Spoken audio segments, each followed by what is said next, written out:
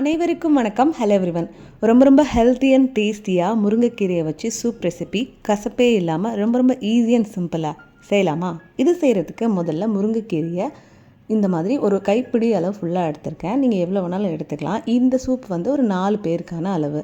So இந்த அளவுக்கு கீரை எடுத்துகிட்டு நல்லா கழுவிட்டு தூசி பூச்சி எதுவும் இல்லாத அளவுக்கு நல்லா கழுவிட்டு அதுக்கப்புறம் தண்ணி ஊற்றி இந்த அளவுக்கு கொஞ்சம் நேரம் அப்படியே இருக்கட்டும்.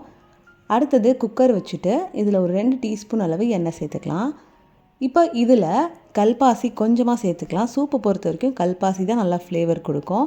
ஒரு பட்டை, 1 டீஸ்பூன் சீரகம், 1 டீஸ்பூன் சோம்பும் சேர்த்துட்டு இதெல்லாம் நல்லா பொரிய விட்டுடலாம். இப்போ அடுத்ததாக ஒரு பச்சை மிளகாய் சேர்த்துருக்கேன். ஜஸ்ட்டு அப்படியே முழுசாக சேர்த்துக்கலாம். பச்சை மிளகா தான் இந்த சூப்புக்கு காரத்தை கொடுக்கும். அதுக்கேற்ற மாதிரி நீங்கள் சேர்த்துக்கோங்க. இப்போ இது கூட ஒரு 10 பல் பூண்டு, ஒரு பெரிய சைஸ் வெங்காயம் சும்மா ரஃப்பாக சாப் பண்ணி சேர்த்துட்டு இது கூட ஒரு சின்ன தக்காளி, இது கூடவே ஒரு 2 டீஸ்பூன் மல்லி விதை அதாவது தனியாகவும் சேர்த்து எல்லாத்தையும் நல்லா வதக்கிக்கலாம். ஓரளவுக்கு நல்லா வதங்கி வந்ததுக்கப்புறமா நம்ம ஆல்ரெடி க்ளீன் பண்ணி வச்சுருக்கிற கீரையும் சேர்த்துக்கலாம். தண்ணியெல்லாம் வடிச்சிட்டு இந்த கீரையை சேர்த்துக்கலாம். இப்போ இதில் ஒரு 1/2 டீஸ்பூன் அளவு மஞ்சத்தூள் மட்டும் சேர்த்துக்கலாம். உப்பு கீரைக்கு ஃபஸ்ட்டே சேர்த்தோன்னா அந்த கலர் மாறிடும், பச்சையாக இருக்காது. அதனால் உப்பு கடைசியில் சேர்த்துக்கணும்.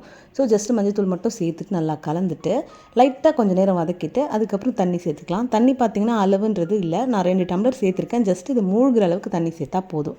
சேர்த்துட்டு நல்லா கலந்துக்கலாம். இப்போ அடுத்ததாக 1 டேபிள் ஸ்பூன் பாசிப்பருப்பு, 1 டேபிள் ஸ்பூன் துவரம்பருப்பு ரெண்டையும் நல்லா கழுவிட்டு ஒரு 10லேருந்து 15 நிமிஷம் ஊற வச்சுருக்கேன்.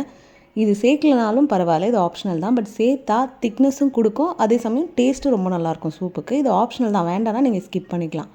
இப்போது இந்த பருப்பையும் சேர்த்துட்டு நல்லா கலந்துட்டு ஒரு கொதி வரட்டும். ஒரு கொதி வந்ததுக்கப்புறமா குக்கர் மூடிட்டு ஒரு 4லேருந்து 5 விசில் விட்டுடலாம். நல்லா வெந்து வரட்டும். இப்போது விசில் ரிலீஸ் ஆனதுக்கப்புறமா ஓப்பன் பண்ணி பார்த்தோன்னா கீரை, வெங்காயம், தக்காளி, பூண்டு எல்லாமே நல்லா வெந்திருக்கும்.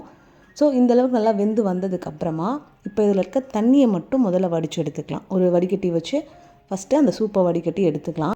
வெந்த இந்த பொருட்களை நம்ம தூக்கி போட போகிறதில்ல, இதையும் நம்ம ரீயூஸ் பண்ண போகிறோம். ஸோ ஃபஸ்ட்டு இந்த சூப்பை தனியாக எடுத்து வச்சுட்டு நம்ம வெந்த வெங்காயம், தக்காளி, கீரை இது எல்லாத்தையும் ஒரு மிக்ஸி ஜாரில் சேர்த்து தண்ணி எதுவுமே விடாமல் நல்லா மையாக அரைச்சிக்கலாம்.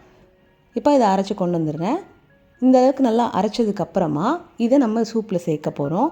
இப்போ அந்த குக்கரை அப்படியே வச்சுட்டு அதில் நம்ம ஆல்ரெடி வடிகட்டி வச்சுருந்த சூப்பை ஃபஸ்ட்டு சேர்த்துட்டு இந்த விழுதையும் சேர்த்துக்கலாம். இந்த விழுது முழுசாக எல்லாத்தையும் சேர்க்கணும்னு அவசியம் இல்லை. உங்களுக்கு எவ்வளோ தேவையோ அந்த அளவுக்கு நீங்கள் சேர்த்துக்கலாம். நான் ஒரு 2 கரண்டி அளவு மட்டும் சேர்த்துருக்கேன்.